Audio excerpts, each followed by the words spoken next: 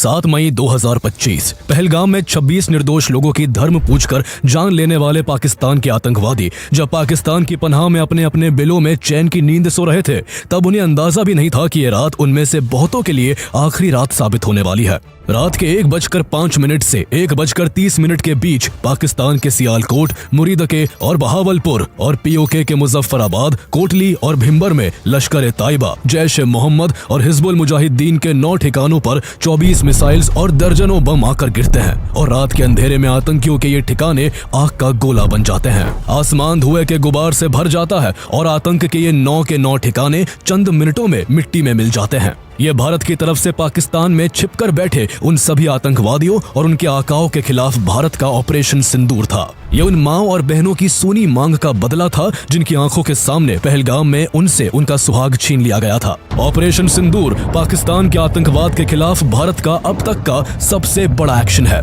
पहली बार पाकिस्तान में international border से 100 किलोमीटर अंदर तक जाकर आतंकी ठिकानों को नेस्तानाबूद किया गया। ऑपरेशन सिंदूर में 100 से भी ज्यादा आतंकियों के चीथड़े उड़ गए, जिसमें जैश-ए-मोहम्मद के सरगना मसूद अजहर के 10 परिवार वाले और 4 सहयोगी मारे गए। मरने वालों में एक उसका भाई अब्दुल रऊफ अजहर भी था, जो IC-814 हाईजैकिंग का मास्टरमाइंड था। ये वार इतना तगड़ा था कि भारत के सैकड़ों मासूम लोगों की बेवजह जान लेने वाला जैश का सरगना मौलाना मसूद अजहर भी फूट फूट कर कह बैठा, काश मैं भी इस हमले में मर जाता तो अच्छा था। आइए जानते हैं कि भारत ने पाकिस्तान के अंदर इतने बड़े ऑपरेशन को कैसे अंजाम दिया, इसकी प्लानिंग कैसे की गई और आतंकियों के ठिकानों के तबाह होने के बाद जब पाकिस्तान ने बौखलाकर भारत की सिविलियंस और मिलिट्री साइट्स को नुकसान पहुंचाने की नाकाम कोशिश की, तो कैसे इंडियन आर्म्ड फोर्सेस ने पाकिस्तान के 11 एयर बेसिस को तबाह करके पाकिस्तान को घुटने टेकने पर मजबूर कर दिया।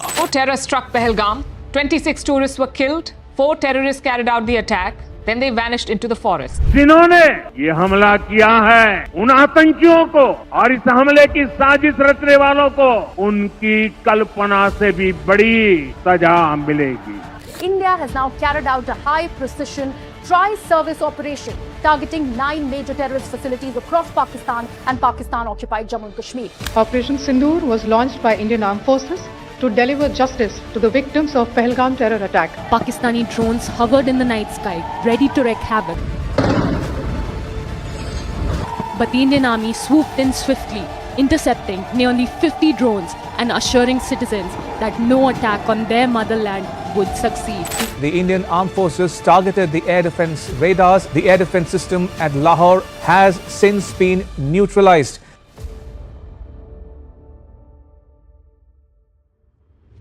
इस सब की शुरुआत तब हुई जब 22 अप्रैल 2025 को पाकिस्तान के आतंकी संगठन लश्कर-ए-ताइबा के ग्रुप TRF से जुड़े 5 से 6 आतंकवादियों ने पहलगाम की बैसरन घाटी को नर्क बना दिया। लोगों से उनका धर्म पूछा गया और जवाब में हिंदू सुनते ही उन्हें गोली मार दी गई।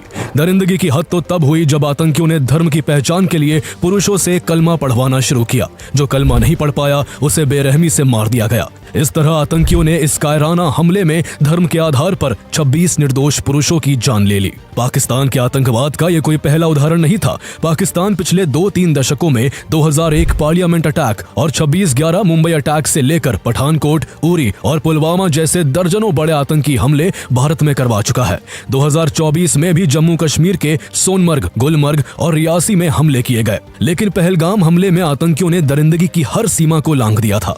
आतंकियों द्वारा धर्म के आधार पर की गई बर्बर हत्याएं भारत की सहने की हद को भी पार कर गई। पूरे देश में आक्रोश था, सभी की आंखों में आंसू और दिल में गुस्सा था। हर कोई इसका बदला चाहता था। उधर बेशर्म पाकिस्तान एक बार फिर वही पुराना झूठ दोहराने लगा। उसने कभी पहलगाम हमले के अपने आतंकियों को फ्रीडम फाइटर बताया तो कभी हमले को फॉल्स फ्लैग बताकर भारत पर ही इल्जाम लगाने लगा। भारत सरकार ने भी इस बार पाकिस्तान से सवाल जवाब करने के बजाय उस पर और उसके आतंकवाद पर मजबूत शिकंजा कसने का फैसला किया। सबसे पहले पाकिस्तान के खिलाफ डिप्लोमेटिकली ऐसे फैसले लिए गए जो इससे पहले कभी नहीं लिए गए थे। भारत ने इंडस वाटर ट्रीटी को सस्पेंड कर दिया। पाकिस्तान की 80% खेती के योग्य जमीन पाकिस्तान में लाइफलाइन कही जाने वाली सिंधु और उसकी सहायक नदियों के पानी पर निर्भर है।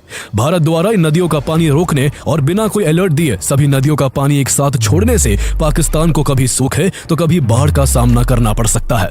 इसके अलावा अटारी चेकपोस्ट को बंद करने से लेकर SVES वीजास को रद्द करने तक पाकिस्तान के खिलाफ 4 और सख्त फैसले लिए गए। पाकिस्तान के सेलिब्रिटीज, क्रिकेटर्स, मीडिया हाउसेज और गवर्नमेंट गवर्नमेंट के सोशल मीडिया अकाउंट्स को इंडिया में बैन कर दिया गया और OTT से भी सभी पाकिस्तानी मूवीज, शोज, सॉन्ग्स को हटाने का आदेश दिया गया। इंडिया इस बार पाकिस्तान के टेररिज्म पर हमेशा के लिए फुल स्टॉप लगाना चाहता था। इसलिए इंडिया जहां पाकिस्तान को अलग थलग करने के लिए डिप्लोमेटिक लेवल पर कई कदम उठा रहा था, तो वही आतंकियों के खिलाफ मिलिट्री ऑपरेशन की प्लानिंग को लेकर भी हाई लेवल मीटिंग्स जारी थी। प्राइम मिनिस्टर नरेंद्र मोदी पहले ही बिहार की एक जनसभा में साफ कह चुके थे कि इस हमले में शामिल आतंकियों और इसकी प्लानिंग में शामिल लोगों को उनकी कल्पना से भी बड़ी सजा मिलेगी। भारत की तरफ से 2016 में की गई उरी सर्जिकल स्ट्राइक और 2019 की बालाकोट एयर स्ट्राइक की वजह से पाकिस्तान को इस बार भी भारत की ओर से किसी मिलिट्री स्ट्राइक की आशंका थी। इसलिए वो पहलगाम हमले के बाद से ही LOC पर लगातार फायरिंग करके माहौल गरमाने की कोशिश कर रहा था।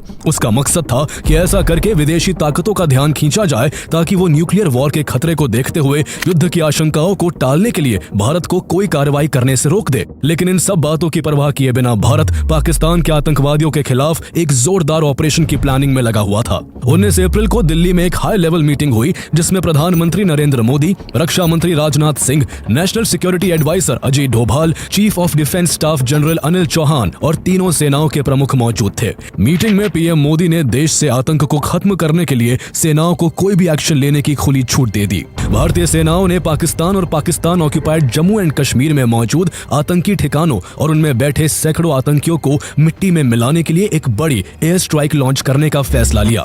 इंटेलिजेंस एजेंसी RNAW और national technical research organisation NTRO Pakistan और POK में मौजूद आतंकी ठिकानों की रियल टाइम लोकेशन को ट्रैक करने में जुट गई। हर कोई अपनी ओर से बेस्ट देने में जी जान से लगा हुआ था। हर अफसर के सीने में पहलगाम हमले के दोषियों और उनके अड्डों को राख करने की आग धधक रही थी।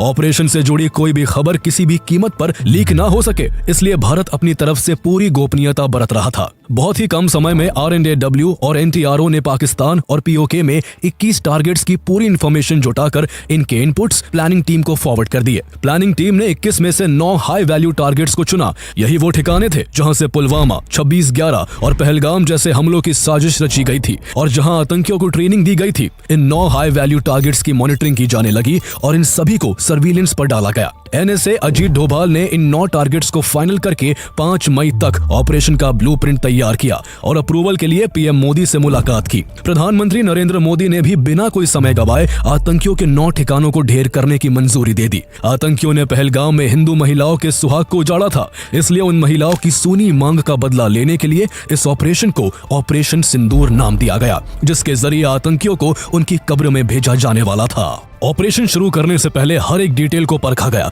और हर खतरे को नापा गया। इस ऑपरेशन के लिए फाइटर जेट्स की एक घातक स्क्वाड्रन तैयार की गई जिसमें राफेल, मिराज 2000 और सुखोई Su-30 MKI जैसे एडवांस, लॉन्ग रेंज और डेडली फाइटर जेट्स शामिल थे। ये सभी विमान भारतीय हवाई क्षेत्र में रहकर ही ऑपरेट करने वाले थे। जहां राफेल और मिराज 2000 को फ्रंट पर रहकर ऑपरेशन को एग्जीक्यूट करना था, तो वही Su-30 MKI फाइटर्स की तरफ से इन्हें एयर डिफेंस कवर दिया जाना था। ऑपरेशन के लिए स्कैल्प, ब्रह्मोस और हैमर जैसे high precision and long range strike weapons का इस्तेमाल होना था। स्कैल्प क्रूज मिसाइल इतनी पावरफुल है कि ये 550 किलोमीटर दूर तक के टारगेट को पिन पॉइंट एक्यूरेसी के साथ तहस नहस कर देती है। ये 130 फीट से भी कम ऊंचाई पर उड़ान भर सकती है, जिससे ये दुश्मन के रेडार से बचकर उनकी नाक के नीचे से उड़ते हुए सीधे टारगेट को ध्वस्त कर देती है। इसके अलावा ब्रह्मोस एक सुपरसोनिक क्रूज मिसाइल है जिसे भारत और रूस ने मिलकर डेवलप किया है।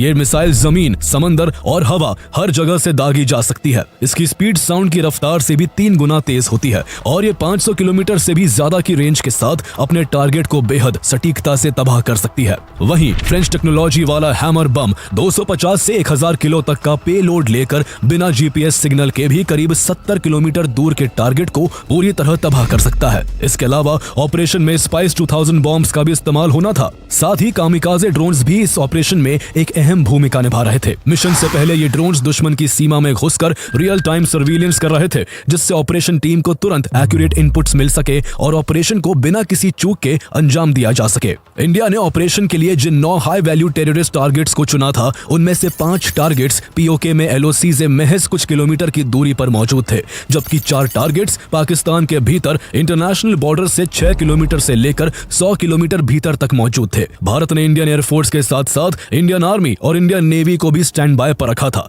ताकि ऑपरेशन के तुरंत बाद जमीनी या समुद्री संघर्ष होने होने पर तुरंत जवाब दिया जा सके। 6 और 7 मई के बीच की रात राफेल, सुखोई Su-30 MKI और मिराज 2000 फाइटर जेट्स मिसाइल्स और बॉम्ब से लैस होकर भारतीय सीमा में ही अपने अपने टारगेट से एक रणनीतिक दूरी पर पोजीशन ले लेते हैं। रात के अंधेरे में सब कुछ शांत था। पीओके और पाकिस्तान में मौजूद आतंकवादी भी कुछ दिन पहले भारत के निर्दोष लोगों की जान लेकर चैन की नींद ले रहे थे। उन्हें जरा भी अंदाजा नहीं था कि आज की रात उनकी आखिरी रात साबित होने वाली है। रात के 1 बजे के बाद जब हर तरफ सन्नाटा पसरा हुआ था, तभी भारत की तरफ से सबसे पहले पीओके की राजधानी मुजफ्फराबाद में मौजूद लश्कर-ए-तैयबा के सवाई नाला ट्रेनिंग कैंप को निशाना बनाया जाता है, जो LOC से महज 30 किलोमीटर की दूरी पर था। यह वही नापाक ठिकाना था जहां से ट्रेंड होकर आए आतंकियों ने 2024 में सोनमर्ग और गुलमर्ग और 22 अप्रैल 2025 को पहलगाम में भारत के लोगों की जान ली थी। सर्विलियंस ड्रोन से ग्रीन सिग्नल मिलते ही इंडियन फाइटर जेट्स ने मिसाइल और बम बरसाने शुरू कर दिए, जिनसे लश्कर के सवाई नाला कैंप की इमारतें पल भर में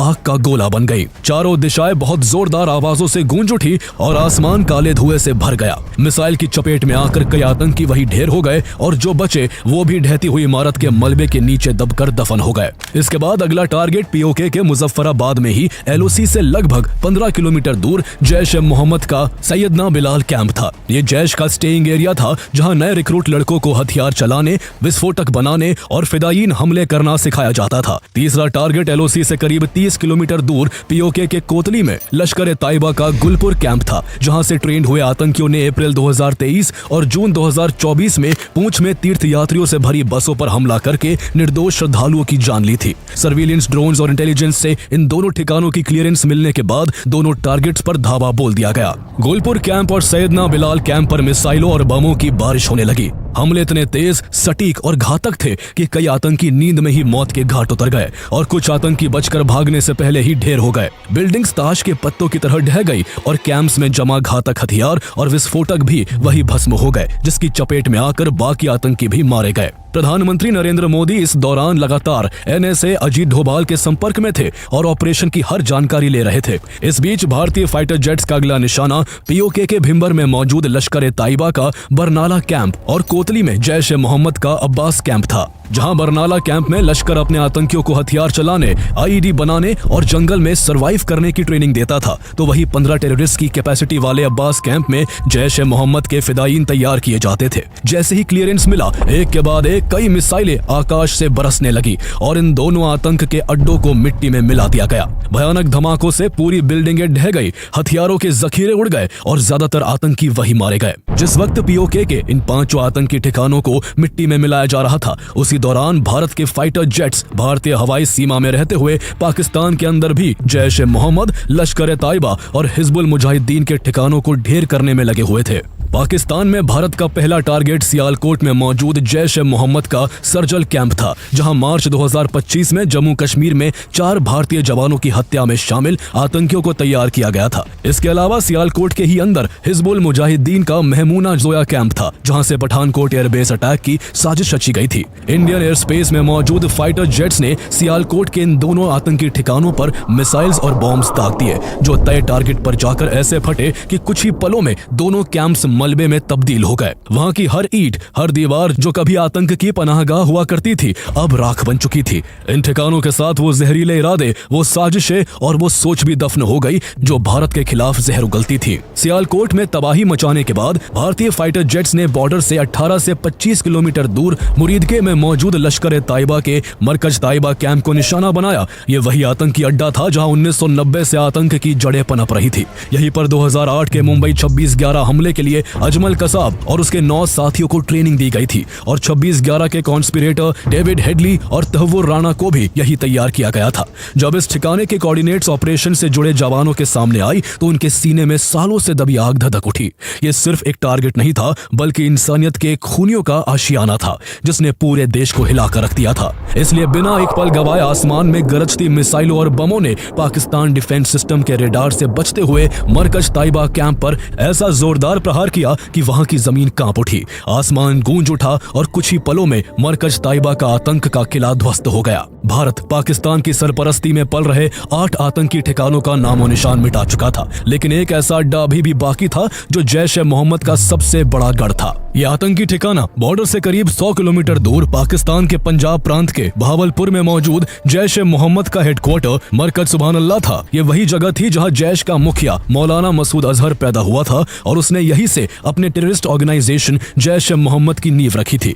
इसी अड्डे से 2001 पार्लियामेंट अटैक, जम्मू कश्मीर के विधानसभा पर हमला, 2016 पठानकोट एयरबेस अटैक और 2019 में हुए पुलवामा हमले की साजिश रची गई थी। इन हमलों में मारे गए लोगों को सच्ची श्रद्धांजलि देने के लिए आतंक के इस अड्डे पर भारत की ओर से ब्रह्मोस मिसाइल को छोड़ा जाता है। कुछ ही मिनटों में जैश के हेडक्वार्टर की इमारतें मलबे में तब्दील हो गई और मौलाना मसूद अजहर के कई रिश्तेदार और टॉप कमांडर इस हमले में मारे गए। रात 1:05 पर शुरू हुए इस ऑपरेशन ने केवल 25 मिनट में आतंक के 9 ठिकानों को ढेर कर दिया, जिसमें 100 से भी ज्यादा आतंकी मारे गए। जहां इस ऑपरेशन में जैश के सरगना मसूद अजहर का भाई और इंडियन एयरलाइंस IC-814 की हाईजैकिंग का मास्टरमाइंड अब्दुल रऊफ अजहर मारा गया, तो वहीं उसके 2 ब्रदर इन लॉ और जैश के टॉप कमांडर मोहम्मद यूसुफ अजहर उर्फ उस्ताद जी और हफीज मोहम्मद जमील, ये दोनों भी मारे गए। इसके अलावा लश्कर के भी 2 बड़े कमांडर खालिद और मुदस्सर खादियान खास भी ढेर हो गए। भारत के इस ऑपरेशन सिंदूर से जैश के सरगना मसूद अजहर का इतना बुरा हाल था कि जब इस हमले में उसके 10 रिश्तेदार और 4 करीबी मारे गए तो उसे इतनी चोट पहुंची कि उसे ये कहना पड़ा कि काश इस हमले में मैं भी इन लोगों के साथ मारा जाता। खास बात ये थी कि भारत के इस ऑपरेशन से करीब 3 घंटे पहले पाकिस्तानी एयरफोर्स ने भारत का मजाक उड़ाने के लहजे में अपनी आवाम के लिए एक्स पर एक पोस्ट किया था, sleep tight because PAF is awake. इसके 3 घंटे बाद ही भारत ने पाकिस्तान के आतंकी ठिकानों को राख करके पाकिस्तान को सच में जगा दिया। ऑपरेशन सिंदूर की सफलता के कुछ घंटे बाद 7 मई की दोपहर भारत सरकार ने एक प्रेस कॉन्फ्रेंस की। मंच पर फॉरेन सेक्रेटरी विक्रम मिश्री, इंडियन एयरफोर्स की विंग कमांडर व्योमिका सिंह और इंडियन आर्मी की कर्नल सोफिया कुरैशी थी। ये कोई आम प्रेस कॉन्फ्रेंस नहीं थी, ये एक सिंबॉलिक जवाब था उन आतंकियों को जिन्होंने पहलगाम में पुरुषों को उनका धर्म पूछकर चुन चुन कर मारा था और उनकी पत्नियों, बहनों, माओ से कहा गया था कि जाकर अपनी सरकार को बता देना कि हमने क्या किया है।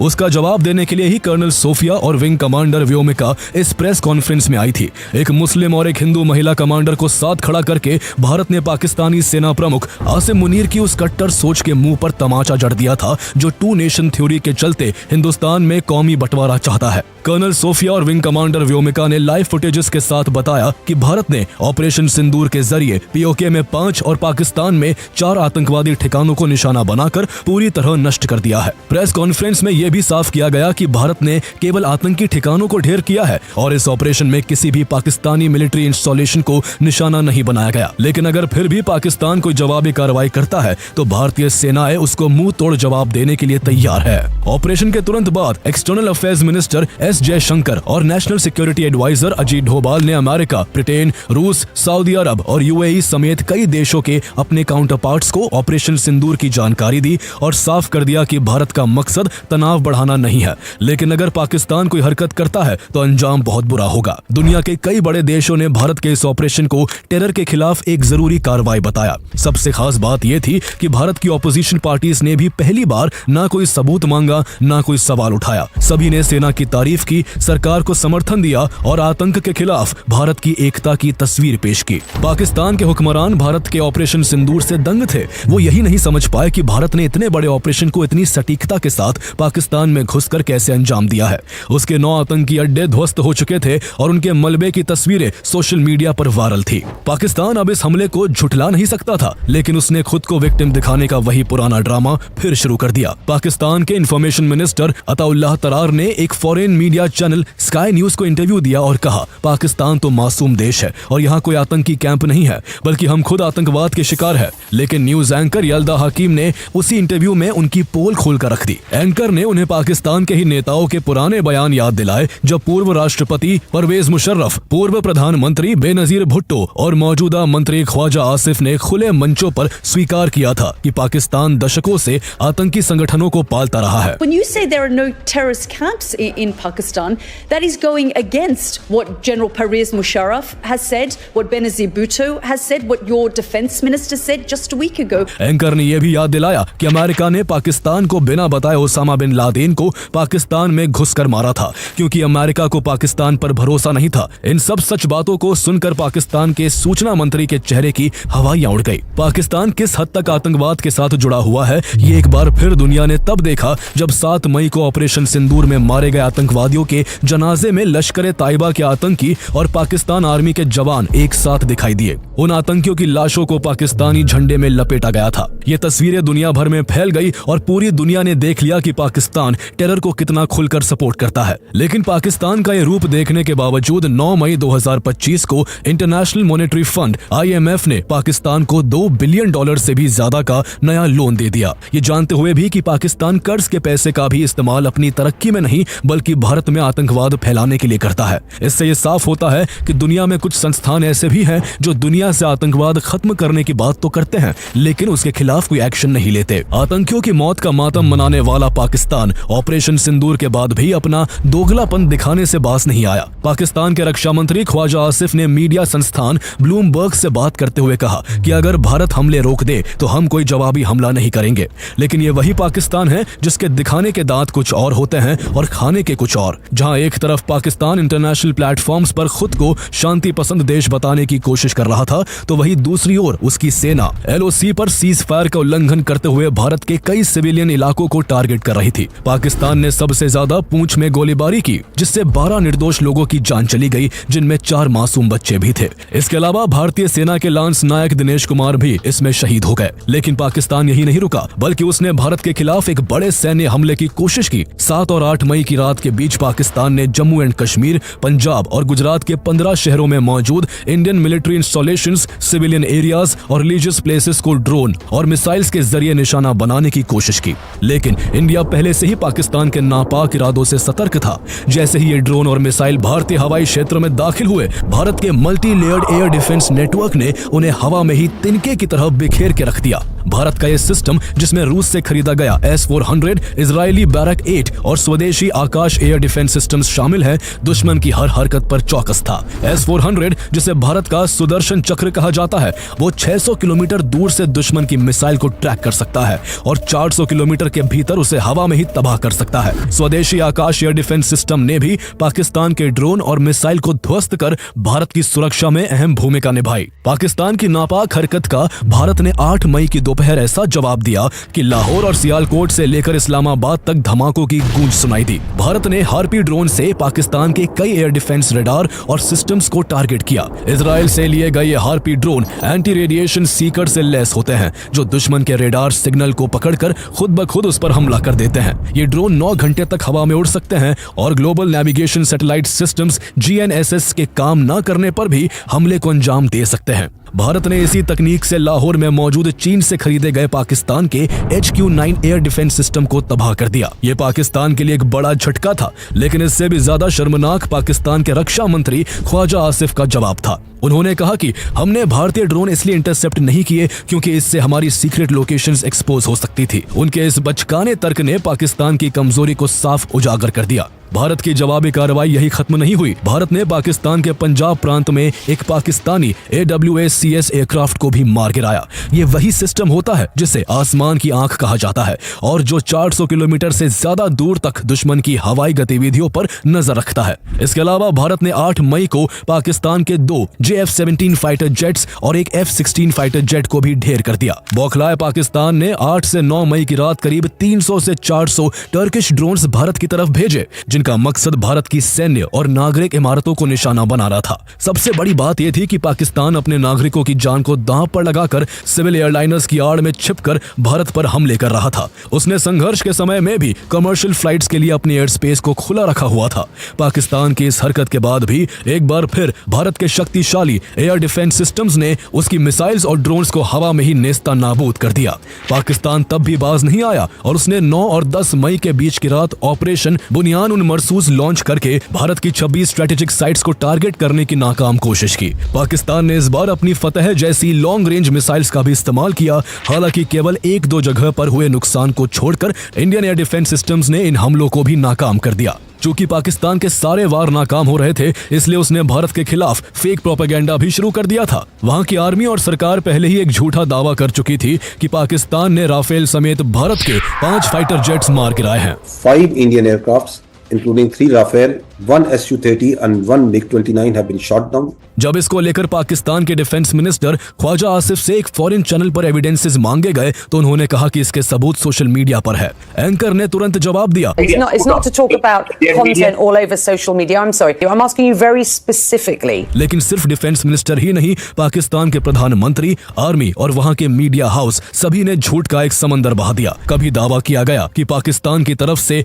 साइबर अटैक में भारत की 70% इलेक्ट्रिसिटी ग्रिड को डिसफंक्शनल कर दिया गया है, तो कभी कहा गया कि पाकिस्तान ने भारत का S-400 सिस्टम मिसाइल से उड़ा दिया है। हैरानी की बात यह है कि इन फर्जी खबरों का सिलसिला सिर्फ पाकिस्तान तक ही सीमित नहीं रहा, बल्कि भारत के कुछ मीडिया संस्थानों ने भी फर्जी खबरों का अंबार लगा दिया। ऐसे ऐसे दावे किए गए जो फैक्चुअली सही नहीं थे। फेक न्यूज की इस बहती नदी में चीन और कुछ वेस्टर्न देशों के मीडिया हाउसेस ने भी अपने वेस्टेड इंटरेस्ट के लिए हाथ धोते हुए भारत के खिलाफ फेक प्रोपेगेंडा फैलाने का काम किया। ये सब एक साइकोलॉजिकल वॉरफेयर का हिस्सा होता है, जिसमें लोगों को इंटेंशनली गुमराह करके एक गलत नैरेटिव बिल्ड किया जाता है। ऐसे माहौल में भारत की प्रेस इंफॉर्मेशन ब्यूरो PIB की फैक्ट चेकिंग टीम एक्टिव हो गई, जिसने सोशल और मेन स्ट्रीम प्लेटफॉर्म्स पर फैल रहे फेक कंटेंट को पहचान कर सच सामने लाने का काम शुरू किया। भारत को साफ समझ आ रहा था कि पाकिस्तान आतंकी ठिकानों के ध्वस्त होने से किस कदर बिलबिलाकर भारत को नुकसान पहुंचाने की हर कोशिश कर रहा है। इसलिए इस बार भारत ने ऐसा जवाब दिया कि पाकिस्तान के पांव उखड़ गए। भारत ने इसके बदले में पाकिस्तान एयरफोर्स के कई मिलिट्री एयर बेसिस को निशाना बनाया। भारत ने 8 मई से 10 मई के बीच पाकिस्तान के 11 मिलिट्री एयर बेस को तबाह करके रख दिया। भारत ने जिन एयरबेस को टारगेट किया उनमें नूर खान, रफीकी, मुरीद, सुक्कुर, सियालकोट, पसरूर, चुनियान, सरगोधा, स्कार्दू, भोलारी और जैकोबाबाद जैसे अहम एयरबेस शामिल थे। ये सभी जगह पाकिस्तान की ऑपरेशनल प्लानिंग के लिए बेहद अहम थी। कहीं से ड्रोन वॉरफेयर कमांड चलता था तो कहीं एयर डिफेंस सिस्टम्स और फाइटर जेट्स की तैनाती होती थी।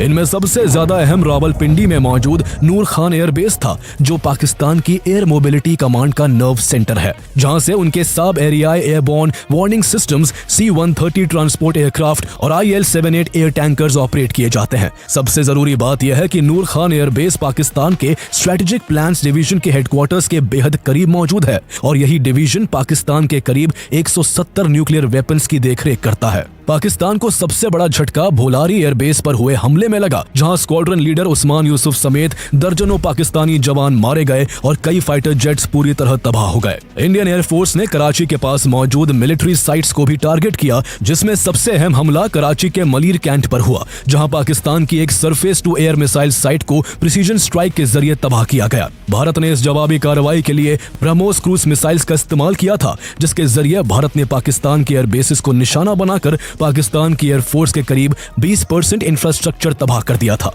इंडिया ने उन पाकिस्तानी पोस्ट्स और लॉन्च पैड्स को भी निशाना बनाया जहां से भारत की ओर ड्रोन्स और मिसाइल्स छोड़े जा रहे थे। सिर्फ 3 से 4 दिनों के भीतर ही पाकिस्तान का पूरा डिफेंस इंफ्रास्ट्रक्चर एक्सपोज हो चुका था। भारत के इन काउंटर अटैक्स ने पाकिस्तान की सैन्य ताकत की पोल खोल कर रख दी थी।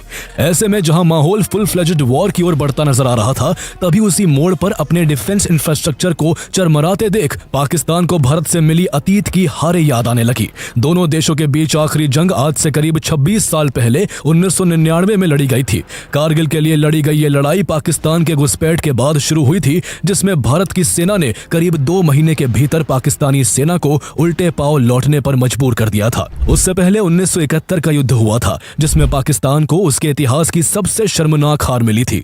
इस जंग में सिर्फ 13 दिनों के अंदर पाकिस्तान के 93,000 सैनिकों को भारत के आगे सरेंडर करना पड़ा था और उसे इस जंग की कीमत अपना आधा देश गंवाकर चुकानी पड़ी थी, जिसे आज बांग्लादेश के नाम से जाना जाता है। इसके अलावा भारत ने 1965 और 1947-48 की लड़ाई में भी पाकिस्तान को करारी शिकस्त दी दी थी। और ये सब तब हुआ था जब भारत की इकोनॉमिक हालत कुछ खास नहीं थी, लेकिन आज भारत दुनिया की 4th लार्जेस्ट इकोनॉमी है और 2027-2028 तक दुनिया की 3rd लार्जेस्ट इकोनॉमी बन जाएगा। उधर पाकिस्तान आज भी IMF और चाइना के कर्ज पर जी रहा है। सैन्य ताकतों में भी भारत पाकिस्तान से हर मामले में आगे है, चाहे सैनिकों की संख्या हो या हथियारों की तकनीक, भारत हर मोर्चे पर पाकिस्तान से कहीं आगे खड़ा है। शायद इन्हीं सच्चाइयों ने पाकिस्तान को आईना दिखा दिया और नतीजा ये हुआ कि 10 मई को दोपहर 3:35 पर पाकिस्तान के DGMO को भारत के DGMO से सीज फायर की गुहार लगानी पड़ी। इसके बाद दोनों देशों के बीच सहमति बनी कि दोनों तरफ से सैन्य कार्रवाई रोक दी जाएगी। ध्यान देने वाली बात यह है कि भारत ने इसे कोई सीज फायर नहीं माना,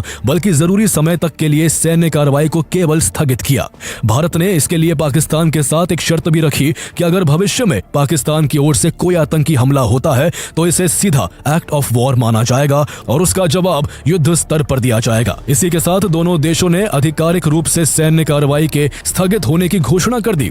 लेकिन भारत के इस फैसले से देश भर में कई सवाल खड़े हो गए। सबसे बड़ा सवाल यह था कि जब भारत इतनी मजबूत स्थिति में था तो फिर सीज फायर क्यों माना गया। इस सवाल का एक पहलू यह भी था कि क्या इसके बाद पाकिस्तान आतंकवादी गतिविधियां रोक देगा, जबकि पूरी दुनिया जानती है कि भारत के खिलाफ पाकिस्तान का सबसे बड़ा हथियार ही आतंकवाद है। सबसे चौंकाने वाली बात यह थी कि भारत और पाकिस्तान की घोषणा से पहले सीज फायर की घोषणा अमेरिका के राष्ट्रपति डोनाल्ड ट्रंप ने अपने social media handle truth social पर एक पोस्ट डालकर की थी। ट्रंप ने इस तरह दुनिया भर में भारत और पाकिस्तान के बीच तनाव कम करवाने का क्रेडिट लेने की कोशिश की। इसी को लेकर सवाल उठने लगे कि क्या भारत ने अमेरिकी दबाव में ये फैसला लिया है। ट्रंप ने बाद में ये भी कहा कि उन्होंने भारत और पाकिस्तान को ये धमकी देकर संघर्ष रोकने के लिए मनाया था कि अगर दोनों देशों ने बात नहीं मानी तो अमेरिका उनके साथ ट्रेड करना बंद कर देगा। हालांकि इस बीच इंडियन ऑफिशियल्स की तरफ से सफाई भी आई कि ये संघर्ष भारत और पाकिस्तान की आपसी बातचीत की वजह से रुका है और इसमें किसी भी तीसरे देश का हस्तक्षेप शामिल नहीं था। पाकिस्तान की ओर से सीज फायर की पहल करने के पीछे एक और बात सामने आई। भारत ने पाकिस्तान के एयरबेसेस को टारगेट करने के दौरान जब सरगोधा एयरबेस को टारगेट किया था, तब से किराना हिल्स को लेकर भी दुनिया भर में चर्चा होने लगी। सोशल मीडिया पर कई वीडियो, सैटेलाइट इमेजेस और मैप्स शेयर होने लगे जिनमें दावा किया गया कि पाकिस्तान के सरगोधा जिले में मौजूद किराना हिल्स पर भारत की तरफ से हमला किया गया था। किराना हिल्स को पाकिस्तान की मिनिस्ट्री ऑफ डिफेंस का एक संवेदनशील एरिया माना जाता है और ऐसा कहा जाता है कि इन पहाड़ियों के अंदर बनी रीइंफोर्स्ड केव्स में पाकिस्तानी सेना अपने न्यूक्लियर वॉरहेड्स को छुपा कर रखती है। किराना हिल्स पर हुए हमले के अनुमान से चर्चा भी तेज हो गई कि शायद भारत ने किराना हिल्स को निशाना बनाकर पाकिस्तान को एक साफ संकेत दे दिया था कि भारत के पास पाकिस्तान की हर हरकत की जानकारी है और भारत पाकिस्तान में कहीं भी स्ट्राइक करने की काबिलियत रखता है। बहुत मुमकिन है कि भारत की इसी आक्रामक जवाबी कार्रवाई से पाकिस्तान को अपने न्यूक्लियर वेपन्स के न्यूट्रलाइज होने का डर सताने लगा और वो इस संघर्ष को रोकने के लिए विदेशी ताकतों से मदद की गुहार लगाने लगा। हालांकि बाद में इस बारे में जब एयर मार्शल AK भारती से एक प्रेस ब्रीफ के दौरान पूछा गया तो उन्होंने मुस्कुराते हुए एक मिस्टीरियस अंदाज में कहा, Thank you for telling us that Kirana Hill houses some nuclear installation. We did not know about it. And we've not hit Kirana Hill. Cease fire के बाद सभी को उम्मीद थी कि पाकिस्तान जो कई दिनों से भारत की तरफ मिसाइल और ड्रोन्स छोड़ रहा था वो हमले बंद हो जाएंगे। लेकिन इतिहास गवाह है कि पाकिस्तान अपनी जुबान का कभी पक्का नहीं रहा और उसने हर बार झूठ और षड्यंत्र का सहारा लिया है। पाकिस्तानी हारे तो पलट के एक बार फिर आता है, अगर जीत जाओ तो फौरन लापरवाह नहीं हो जाना। अपने इतिहास को दोहराते हुए पाकिस्तान ने केवल 3 घंटे बाद ही सीज फायर का उल्लंघन कर दिया और भारत के दर्जनों शहरों को निशाना बनाने के लिए अपने मिसाइल और ड्रोन्स भारत की तरफ दाग दिए। भारत ने भी तुरंत जवाबी कार्रवाई की और ऐसा जवाब दिया कि पाकिस्तान अगले दिन दोबारा ऐसी हिमाकत करने की हिम्मत नहीं जुटा सका। 11 मई की शाम को DGMO की प्रेस ब्रीफिंग हुई जिसमें वो सारे विजुअल्स दिखाए गए जो इस बात का पुख्ता सबूत थे कि भारत ने 7 मई की रात आतंकियों के जिन लॉन्च पैड्स पर प्रिसीजन स्ट्राइक्स की थी वहां कितना भारी नुकसान हुआ था। इसके अलावा जिन पाकिस्तानी एयरबेस पर जवाबी हमले किए गए उनकी भी तबाही की तस्वीरें साझा की गई। Director general of naval operations vice admiral AN Pramod ने बताया कि ऑपरेशन के दौरान इंडियन नेवी ने पाकिस्तान की नेवी को पूरी तरह रोक कर रखा और उन्हें अपने बंदरगाह से बाहर निकलने तक नहीं दिया था। उन्होंने 2 टूक शब्दों में कहा कि अब अगर पाकिस्तान ने दोबारा हमला करने की हिमाकत की तो उन्हें पता है कि हम उनका क्या अंजाम करेंगे। 12 मई को रात 8 बजे प्रधानमंत्री नरेंद्र मोदी ने भी ऑपरेशन सिंदूर को लेकर देश को संबोधित किया। उन्होंने पहलगाम आतंकी हमले का जिक्र करते हुए कहा, हमारी बहनों का सिंदूर उजाड़ा था, इसलिए भारत ने आतंक के ये हेडक्वार्टर्स उजाड़ दिए। पीएम मोदी ने साफ शब्दों में कहा कि जब पाकिस्तान की आर्मी ने बौखलाहट में भारत पर हमला करने की कोशिश की तो भारतीय सेना के जवाबी प्रहार ने पाकिस्तान को महज 3 दिनों में घुटनों पर ला खड़ा किया और खुद को बचाने के लिए पाकिस्तान दुनिया से गुहार लगाने लगा। प्रधानमंत्री ने 2 टूक शब्दों में यह भी कहा कि हमने पाकिस्तान के आतंकी और सैन्य ठिकानों पर अपनी जवाबी कार्रवाई को अभी सिर्फ स्थगित किया है। आने वाले दिनों में हम पाकिस्तान के हर कदम को इस कसौटी पर मापेंगे कि वह क्या रवैया अपनाता है। भारत कभी भी आतंक की सरपरस्त सरकार और आतंक के आकाओं को अलग अलग नहीं देखेंगे। पीएम मोदी ने पूरी दुनिया को सख्त संदेश देते हुए कहा कि भारत हर उस जगह जाकर कठोर कार्रवाई करेगा जहां से आतंक की जड़ें निकलती हैं और भारत अब कोई भी न्यूक्लियर ब्लैकमेल नहीं सहेगा। उन्होंने कहा कि टेरर और टॉक एक साथ नहीं हो सकते हैं, टेरर और ट्रेड एक साथ नहीं चल सकते, पानी और खून भी एक साथ नहीं बह सकते। अगर पाकिस्तान से बात होगी तो वो सिर्फ आतंकवाद और पीओके पर होगी। प्रधानमंत्री की ये स्पीच और भारतीय सेनाओं का ऑपरेशन सिंदूर इस बात का ऐलान है कि अब भारत ने पाकिस्तान स्पॉन्सर टेररिज्म के खिलाफ एक नई रेखा खींच दी है। अब देखने वाली बात यह होगी कि पाकिस्तान उस रेखा को समझता है या नहीं।